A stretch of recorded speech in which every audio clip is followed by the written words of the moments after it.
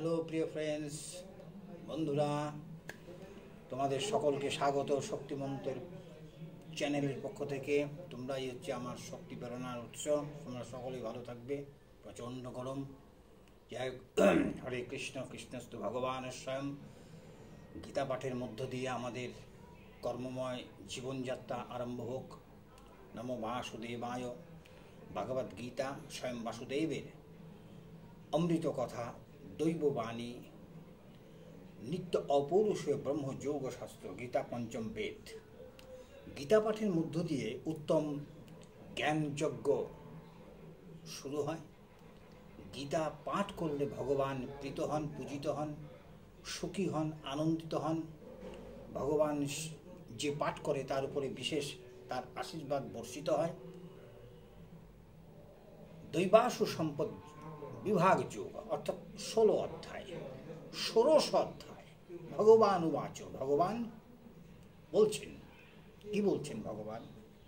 এই অধ্যায়টা অত্যন্ত ইম্পর্টেন্ট ধর্মজগতের ক্ষেত্রে, অত্যন্ত।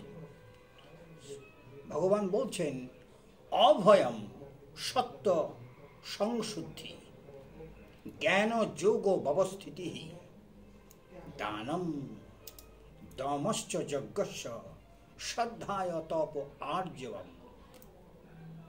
যারা দৈবী অর্থাৎ সাত্ত্বিকী অবস্থা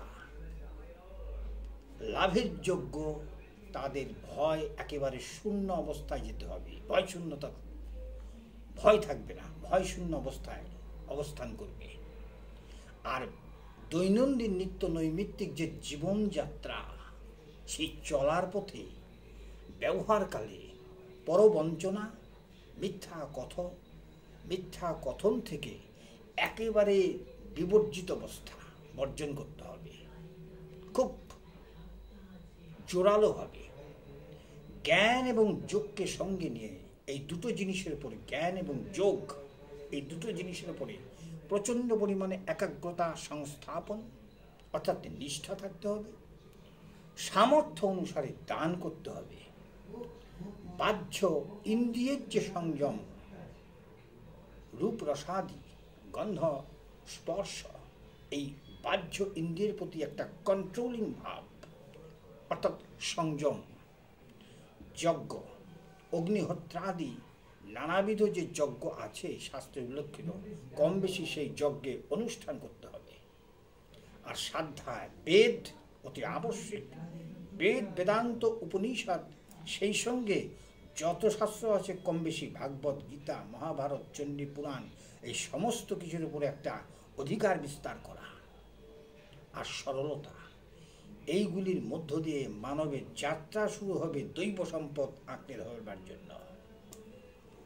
ভগবান বলছেন 16 অধ্যায়ে একদম প্রথম শ্লোক, অর্থাৎ নির্ভীক সাত্ত্বিক জ্ঞানী, সংযমী ও দানী, তপ যাজ্ঞিক সরলতা, সেই হয় ব্রহ্মজ্ঞানী।